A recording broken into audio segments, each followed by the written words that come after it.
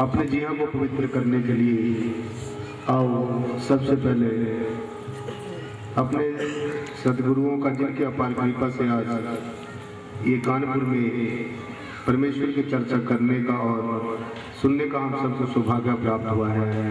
आओ सब मिलकर रचना पवित्र करिए और अपने सदगुरु भगवान के नाम का एक जय घोष, एक जयकारा। बोलो सतगुरु शाह बाबा बूटा सिंह जी महाराज की जय। बोलो सतगुरु शाह बाबा मेहताब सिंह जी महाराज की जय। बोलो सतगुरु शाह बाबा लक्ष्मण सिंह जी महाराज की जय। शासन जी प्यार जी महाराज की जय। आदि गुरु नमस्कार निराकार, श्री सतगुरु चरण ओत तोत परवेश, एक अनेक विस्तार रब नमस्कार, बूटा चरण घट घट में परवेश। ददाओत बंदन गुरुदेव को, निराकार जिस दरस दिखाया,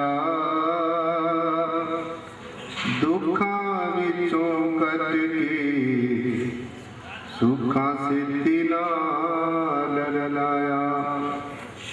जन्म मरण दुख कटया,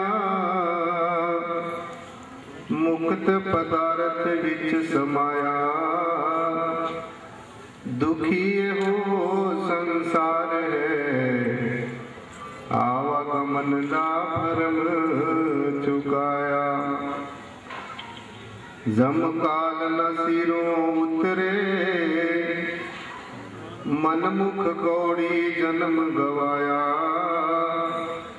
शरण पड़े बूटा सिंह दी, सत शब्द दे मुक्त कराया। शरण पड़े बूटा सिंह दी, सत शब्द दे मुक्त कराया। प्रेम भगत गुरु पूज के, निराकार का ध्यान दृढ़ाया। जेहा बीजा मेहताब, तेहा फल पाया। जेहा बीजा मेहताब, तेहा फल पाया। शासन जी प्यार से कहना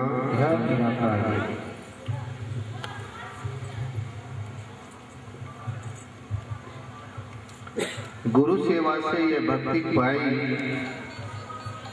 तब यह मानुष देही पाई। इस देही को सिमरे देव, सो देही भजे हरि की सेव। भजो गोविंद भूल मत जाओ, मानुष जन्म का यही लाभ। संतों महापुरुषों की वाणियां सासंग जी बड़े स्पष्ट रूप से ये दर्शाती है, ऐसा हमें संदेश देती है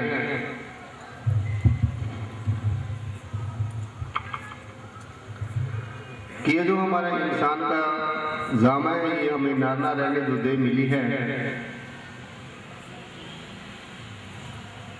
ये 84 लाख जन्मों के बाद हम सबको नसीब होती है। और अगर हम ज्ञान की दृष्टि से देखें सासंग जी, तो हमारे जीवन का सबसे पहला और सबसे अंतिम जो उद्देश्य है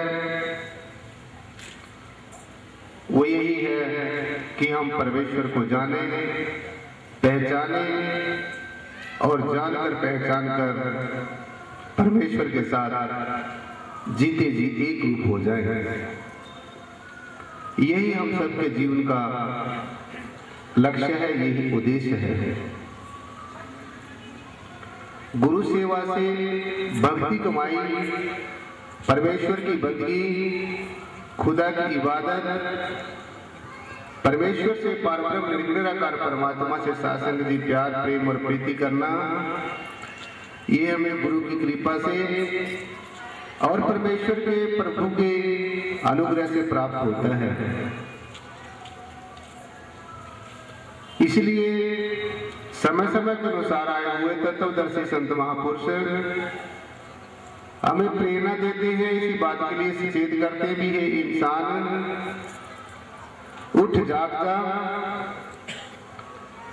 इस संसार के आकर्षण में, संसार की आसक्ति में, संसार के मोह फांस में फंस कर तूने अपना ये हीरा सा जन्म ऐसे ही व्यर्थ गवा लिया है।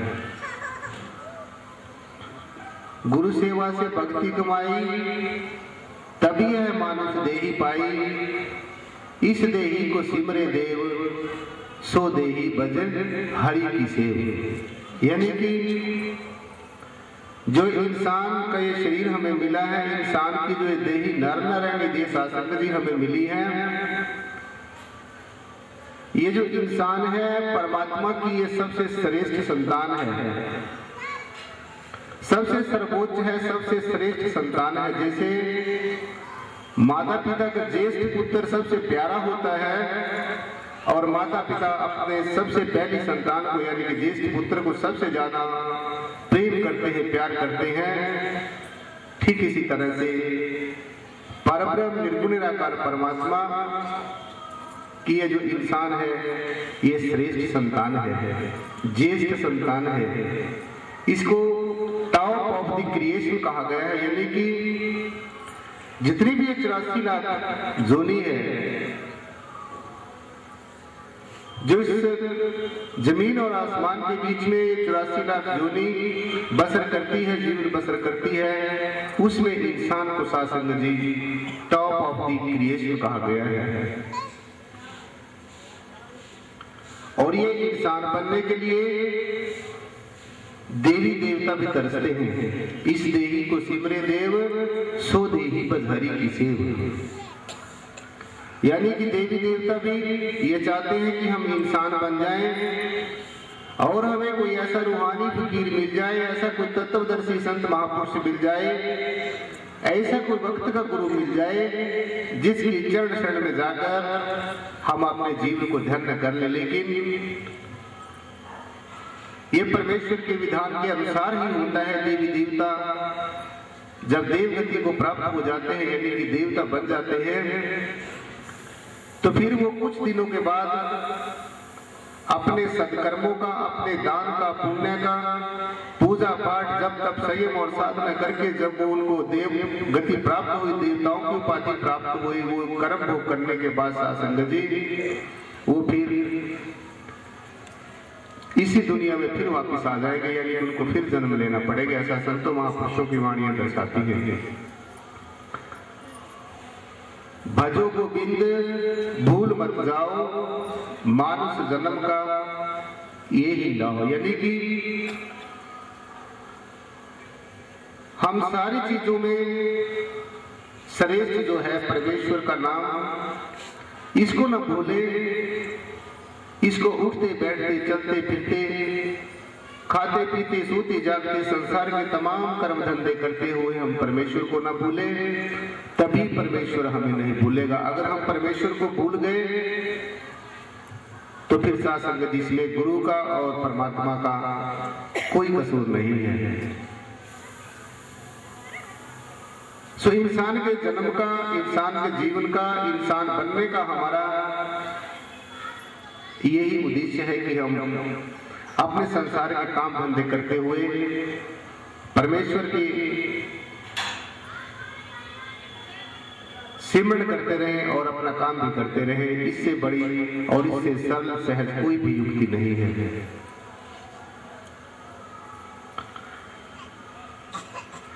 आज इंसान सासंग जी